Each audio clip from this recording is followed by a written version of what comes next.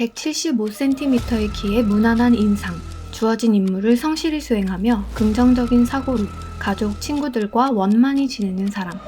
주위에서 흔히 볼 수 있을 것 같은 그는 홀로코스트 실무 책임자 아돌프 아이히만입니다.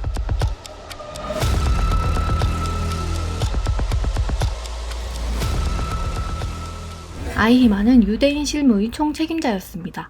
2차 세계대전 중 유럽 내 유대인을 신속히 학살하라는 명령을 받아 2년 만에 500만 명의 유대인을 수용소로 보내는 성과를 거뒀고 훗날 기대의 살인마란 꼬리표가 붙습니다. 평범함을 가장한 사이코패스였던 걸까요? 젊은 시절 그의 직업은 판매원이었습니다. 1932년 나치당에 가입하며 인생의 전환점을 맞이하죠. 그가 뚜렷한 신념이 있거나 당에 대해 알고 싶은 건 아니었습니다. 회사 생활은 단조로웠고 마침 지인이 가입을 권유했으며 나치당이 큰 인기를 끌고 있었기 때문인데요. 히틀러는 총선에서 패배했으나 선거 기간 동안 입지를 확고히 다져 이후 지지자가 급격히 늘어났고 나치당 가입은 하나의 출세 수단으로 여겨지던 시기였죠. 별 생각 없이 대세에 편승해 정당 활동을 하던 아이히만은 친위대 캠프의 군사훈련에 지원해 훈련받은 뒤 친위대 보안국에 지원해 직업 군인으로서 경력을 쌓게 되죠. 이즈음 정권을 잡은 나치당은 서서히 유대인을 옥죄기 시작하는데요. 절대적인 권력을 잡고자 편을 가르며 유대인을 적으로 돌립니다. 1차 세계대전의 패배와 경제 대공황으로 절망에 빠져있던 독일인들에게 이 모든 불행은 유대인 탓이라고 호소하죠. 우수한 독일 민족은 유대인을 탄압한 뒤 전 세계를 지배할 것이며 이를 지휘할 영웅이 바로 자신이라고 말하는 그의 단순한 논리에 사람들은 매료됩니다. 2등 시민으로 전락한 유대인은 대학에 진학할 수 없으며 공직에서 퇴출되는 등 차별을 당해야만 했죠. 인권이 합법적으로 무너진 사회, 사람들의 정신은 마비됐습니다. 1938년 승진으로 초급 장교가 된 아이히만은 오스트리아에서 유대인을 추방하는 일을 맡으며 두각을 드러냅니다. 성공하고 싶었던 그는 자신에게 주어진 업무만 생각하며 8개월 동안 4만 5천여 명의 유대인을 몰아냈죠. 그에겐 남다른 조직 능력과 협상 능력이 있었습니다.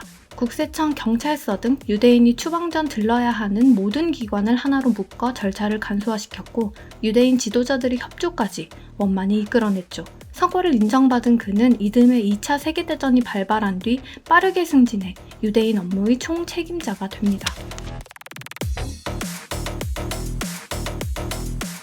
애초에 그가 양심의 가책을 느끼지 않은 건 아니었습니다. 히틀러는 유대인들을 아프리카에 있는 수용소로 보내려 했지만 그 수많은 이들을 어떻게 수용할 것인지 실무적인 문제에 부딪히자 계획을 변경하죠. 윗선으로부터 유대인을 모두 전멸시키라는 명령을 받은 아이히만은 일에 대한 의욕을 잃었습니다. 하지만 그것도 잠시 다른 고위급 지도자들이 아무도 반기를 들지 않고 담담하게 제거 방법에 대해 논의하는 걸 보자 죄책감이 사라졌는데요. 예전처럼 주어진 임무에 충실해 성과를 올리기로 하죠. 그리고 유대인 학살 전문가가 됩니다. 그는 자신의 비전을 이루기 위해 체계적인 업무 계획을 세웠습니다. 수용소 사정을 미리 파악해 혼선이 빚어지지 않도록 대비하고 유럽 내 여러 나라에 있는 유대인들을 집결시킨 뒤 수용 능력에 따라 동부 지역에 있는 여러 학살 센터로 이송시켰습니다. 법률 전문가들은 유대인들을 무국적 상태로 만들고 교통부에선 운송열차 스케줄이 다른 시간표와 충돌하지 않도록 돕는 등 여러 사람의 협력이 두루 필요했는데요. 아이히만의 지휘하에 모든 것들이 순조롭고 일상적으로 진행되죠. 직접 수용소에 들러 연구까지 한 그는 유대인들의 물건을 압수하고 학살을 진행하고 소각 후 청소하는 나머지 과정까지 효율적으로 이루어지도록 총괄합니다.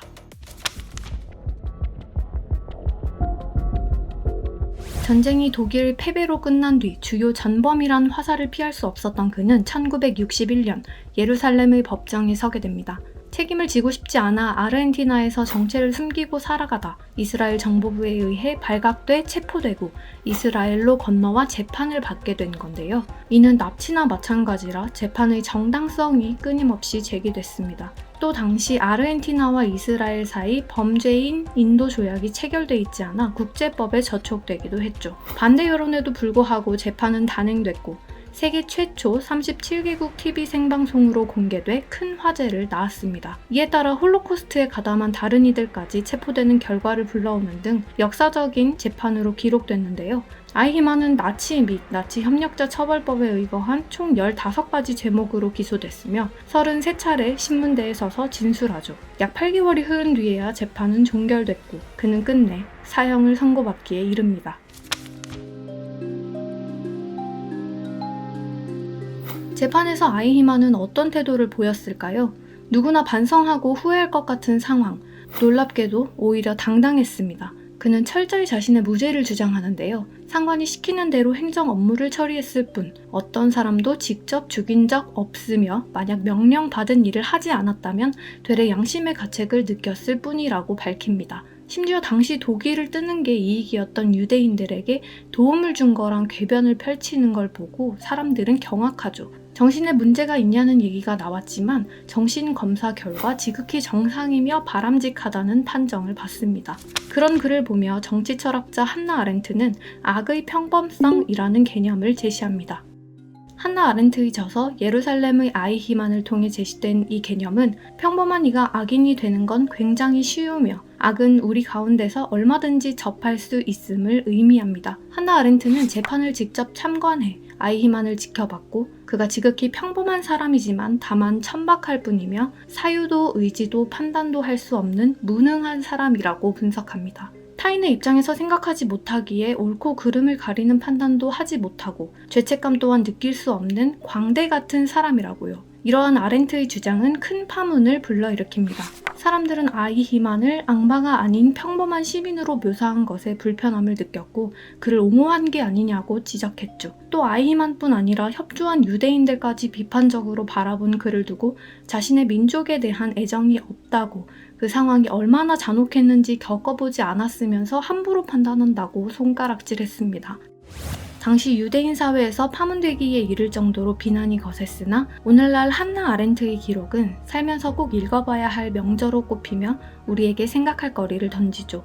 따라야 하는 규칙이 주어지고 아무도 문제를 제기하지 않는 상황에서 그 법칙이 타당한지 우리는 얼마나 깊이 고민해봤나요? 그러지 않았을 때 누구나 쉽게 악마가 될 수 있다는 것을 생각해본 적은요? 괴물이라고 손가락질을 받으며 교수대에서 쓸쓸히 생을 마감하는 아이히만의 모습은 인간이라면 응당 어떻게 살아야 하는지 다시 한번 돌아보게 합니다.